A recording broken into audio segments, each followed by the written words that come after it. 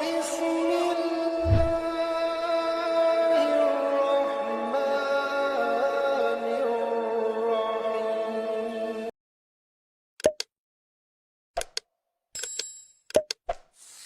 قل أوحي إلي أنه استمع نفر من الجن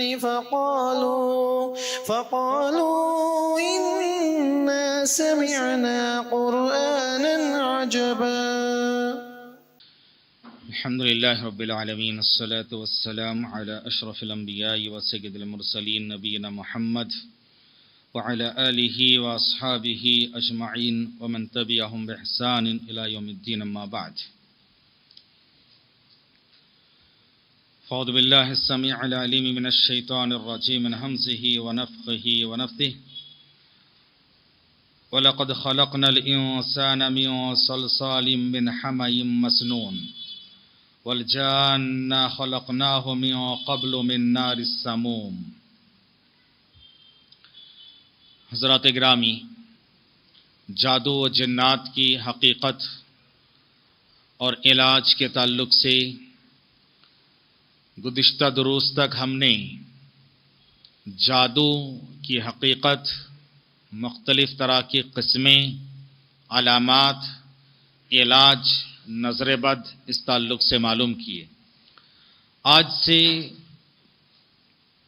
جنات کی حقیقت کے تعلق سے معلوم کریں گے. جن اس کی جمع ہے جنات. جن کے معنی ہیں چھپی ہوئی چیز.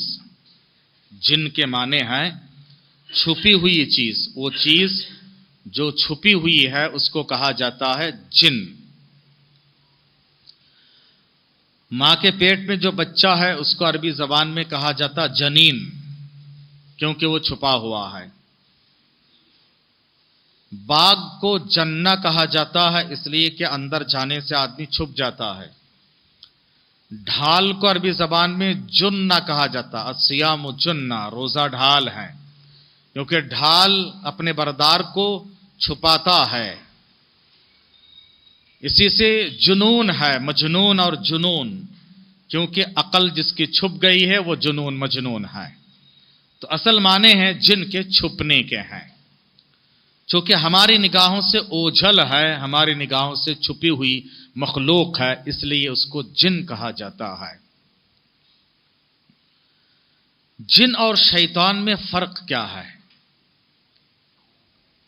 جن ایک جنس کو کہا جاتا ہے، ایک جنڈر کو. جیسے انسان ہیں تو سارے انسان، جو بھی انسان ہیں، جتنی ان کی قسمیں ہیں، اچھے برے، سب کو انسان کہا جائے گا.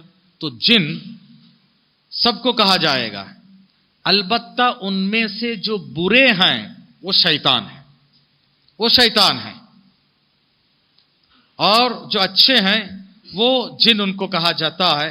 لیکن جنات میں جو برے ہیں وہ شیطان ہیں. جن کی پیدائش کے تعلق سے اللہ تعالیٰ نے قرآن مجید میں سورہ رحمان میں، سورہ حجر وغیرہ میں فرمایا کہ جن کی پیدائش کیسے ہوئی. اللہ نے فرمایا وَلَقَدْ خَلَقْنَا الْإِنسَانَ مِنْ صَلْصَالٍ مِّنْ حَمَإٍ مَّسْنُونٍ. ہم نے انسان کو پیدا کیا، ہم نے انسان کو پیدا کیا کھنکھناتی مٹی سے. کھنکھناتی ہوئی مٹی سے ہم نے انسان کو پیدا کیا ہے. من صلصال من حماء مسنون، اس کی بڑی تفسیر ہے. یعنی مختلف طرح کے مٹیوں کا جو ایک بنا ہوا خمیر ہو اس کو کہا جاتا ہے صلصال من حماء مسنون. والجان خلقناہ من قبل من نار السموم. اور ہم نے انسان سے پہلے، اللہ نے کہا ہم نے انسان سے پہلے جنات کو پیدا کیا آگ کے شعلے سے. آگ سے پیدا کیا. تو اس سے دو باتیں معلوم ہوئی، انسان سے پہلے جنات کی پیدائش، اور جنات کو اللہ تعالیٰ نے آگ سے بنایا ہے. جنات کو اللہ تعالیٰ نے آگ سے بنایا ہے. ایک سوال آتا ہے، کوشچن دماغ میں آتا ہے کہ جنات کے لیے بھی جہنم ہے، ان کو بھی آگ میں ڈالا جائے گا، کیونکہ انسان اور جنات ان کا حساب کتاب ہے. اب وہ تو آگ سے ہی بنا ہے، تو پھر اس کو آگ میں ڈال کے کیا سزا ملے گی؟ ہاں، یہ دماغ میں خیال آتا ہے۔ یاد رکھیے، آگ ان کی اصلیت ہے، لیکن اب آگ ان کے اندر نہیں ہے۔ جیسے انسان کی اصلیت کیا ہے؟ مٹی ہے نا۔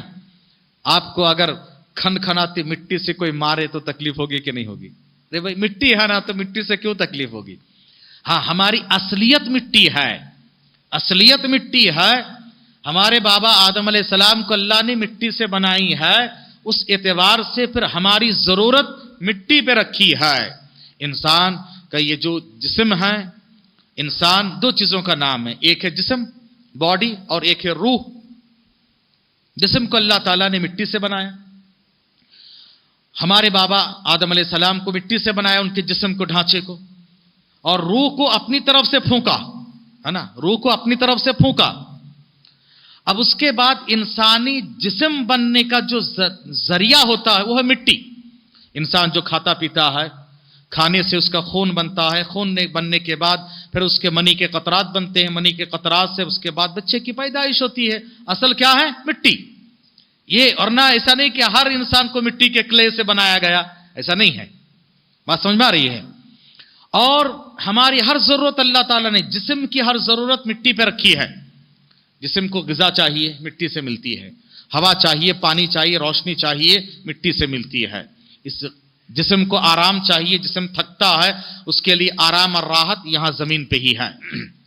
آخر کار اس جسم کو مٹی پہ جا کے ملنا ہے نا، مٹی پہ جا کے ملنا ہے، ختم۔ روح اللہ کے پاس سے آتی ہے کب؟ ماں کے پیٹ میں بچہ جب 4 مہینے کا ہوتا ہے، 120 دن کا ہوتا ہے، ایگزیکٹلی 120 دن کا ہوتا ہے، تو اللہ تعالیٰ فرشتے سے کہتا کہ جاؤ، جا کے روح پھونک کے آؤ۔ اس کے بعد بچہ موومنٹ کرنے لگتا ہے۔ اس سے پہلے بچہ ماں کے پیٹ میں جو ماں ہے ان کو پتا ہے کہ اس کے بعد ہی بچہ ہلنے لگتا ہے۔ روح آنے کے بعد، روح کہاں سے آئی ہے؟ اللہ کے پاس سے۔ جسے جسم تھکتا ہے، جسم کو غذا چاہیے، روح بھی تھکتی ہے، روح کو بھی غذا چاہیے۔ روح کیسے تھکتی ہے؟ غلط چیزوں سے، غلط سنگت سے، غلط ماحول سے، غلط چیزوں سے، سوچ بچار سے روح تھکتی ہے، روح بیمار ہوتی ہے۔ روح کو غذا چاہیے، روح کو آرام چاہیے۔ روح کی غذا کیا ہے؟ مٹی سے جسم کو بنایا، اس کی غذا مٹی پہ ہے۔ اللہ نے روح کو اپنے پاس سے بھیجا، اس کی غذا بھی اپنے پاس سے بھیجا ہے۔ وہ کیا ہے؟ قرآن و حدیث ہے۔ اسی لیے اللہ نے قرآن کے بارے میں کہا کہ روح، قرآن کو روح سے تعبیر کیا ہے۔ وَكَذَلِكَ أَوْحَيْنَا إِلَيْكَ رُوحًا مِّنْ أَمْرِنَا۔ اللہ اکبر۔ اے نبی، ہم نے آپ کی طرف اپنی طرف سے روح کو بھیجا ہے۔ روح کی غذا چاہتے ہو قرآن پڑھو، روح کو آرام دینا چاہتے ہو قرآن سے لو لگاؤ، روح کو آپ جو ہے طاقتور بنانا چاہتے ہیں قرآن و حدیث سے آپ اپنے تعلقات جوڑ لیں، اور ذکر اذکار، تلاوت، نماز، سجدہ، ان سب چیزوں سے روح کو غذا ملتی ہے۔ اور یہ ایک دم طے شدہ بات ہے۔ شیخ الاسلام ابن تیمیہ رحمہ اللہ کہتے ہیں کہ فجر کے بعد سورج کے طلوع ہونے تک میں اذکار میں بیٹھ جاتا ہوں، اذکار میں بیٹھ جاتا ہوں، اور یہی میرے لیے ناشتہ ہے۔ کیا ہے؟ یہی میرے لیے ناشتہ ہے۔ اور یعنی کہ اذکار کے ذریعے سے آدمی کو جسمانی اور روحانی دونوں طرح کی غذا ملتی ہے۔ ہاں، روحانی بھی ملتی ہے اور جسمانی بھی۔ اب آپ تعجب کریں گے، بھائی دعا پڑھنے سے کیا آپ کو جسمانی طاقت مل جائے گی؟ ہاں، شیخ الاسلام کہتے ہیں کہ مجھے اس کے لیے غذا ہے، یہ ناشتہ ہے۔ میں جس دن نہیں کرتا ہوں تو عجیب سا مجھے محسوس ہوتا ہے۔ تو پیارے نبی صلی اللہ علیہ وسلم نے جنات کے تعلق سے جو فرمایا ہے کہ ان کو آگ سے بنایا گیا، اللہ نے فرمایا، اللہ کے رسول نے بھی فرمایا آگ سے بنایا گیا ہے، تو آگ ان کے جسم میں ہے، تو آگ سے سزا کیسے؟ مٹی کا بنا ہوا انسان کو مٹی سے بھی تکلیف ہوگی، اور ذرات ان کے اندر نہیں ہے، بلکہ اللہ تعالیٰ نے اصلیت بنائی ہے۔ جیسے ہمارے اندر مٹی نہیں ہے، مٹی ہماری اصلیت ہے، مٹی ہماری اصلیت ہے۔ اور اس کی اور ایک دلیل کہ ان کے اندر آگ کی کیفیت نہیں ہے، کیونکہ جو آگ سے بنی ہوئی اس کو چھونے سے جل جانا چاہیے نا، جل جانا چاہیے۔ پیارے نبی صلی اللہ علیہ وسلم ایک مرتبہ نماز پڑھا رہے تھے، صلاۃ کسوف کی بات تھی، آپ صلی اللہ علیہ وسلم اچانک آگے بڑھے، پھر پیچھے ہٹے، پھر اس کے بعد صحابہ کرام نے پوچھا کہ اللہ کے رسول آپ نے ایسا کیوں کیا؟ تو کہا کہ میرے سامنے جنت کے خوشے دکھائے گئے انگور، اور میں اس کو لینے کے لیے آگے بڑھا لپکا.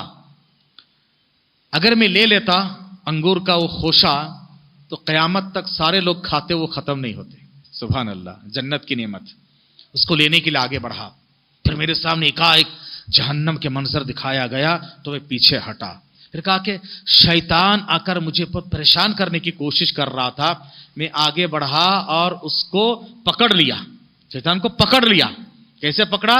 کہا کہ اس کے جیسے یہاں کے زبان لڑلی پکڑ لیا، اس کے گلے کے ساتھ ایسا پکڑا کہ میرا انگوٹھا اس کے منہ میں لگا، ایسے پکڑ لیا تو گویا کہ اس کی میں نے منہ کے تھوک کی رطوبت محسوس کی. میرے انگلی میں اس کے تھوک کی رطوبت یعنی جو گیلا پن ہوتا وہ میں نے محسوس کیا ہے. تو اگر آگ ہے تو بھائی جل جانا چاہیے تھا. ہاں، تو میں بتانا کیا چاہتا ہوں کہ اصلیت ان کی آگ ہے، لیکن ابھی آگ ان کے اندر نہیں ہے. اب آگ سے ان کو بھی سزا دیا جا سکتا ہے. بہرحال یہ الگ مسئلہ ہے. اللہ نے ان کو آگ سے بنایا ہے، یہ ان کی اصلیت ہے. اب اس کے بعد جنات کی حقیقت کے تعلق سے جنات کی پیدائش کب ہوئی؟ انسان سے پہلے ہوئی، لیکن کتنا پہلے اللہ بہتر جانتا ہے. اب ان کی تخلیق کا مقصد کیا ہے؟ اللہ نے کیوں ان کو پیدا کیا؟ اللہ تعالیٰ نے سورہ ذاریات میں فرمایا، آیت نمبر 56 ہے، وَمَا خَلَقْتُ الْجِنَّ وَالْإِنسَ إِلَّا لِيَعْبُدُونَ. میں نے انسان و جنات کو محض اسی لیے پیدا کیا تاکہ میری عبادت کرے. عبادت مقصد ہے. لیکن جب یہ لوگ اپنے مقصد وجود اللہ کی عبادت سے ہٹ گئے، فتنہ فساد کرنے لگے، اللہ نے ان کو ختم کر کے انسان کو بنایا ہے. آگے انشاءاللہ ہم لوگ جائزہ لیں گے کہ جنات کی قسمیں کیا کیا ہیں، ان کی شکل و صورتیں کیسے ہوتی ہے، ان کے رہنے کی جگہ کیا کیا ہیں، اور کیسے وہ لوگ روپ دھارتے ہیں. یہ ساری چیزیں، پھر ان سے بچاؤ ہم کیسے کر سکتے ہیں، انشاءاللہ معلوم کریں گے. دعا رب العالمین سے اللہ تبارک تعالی ہمیں اور آپ کو جنات کے اثرات سے محفوظ رکھیں. آمین. سبحانک اللہم وبحمدک اشہد ان لا الہ الا انت استغفرک واتوب الیک. صلی اللہ علیہ وسلم.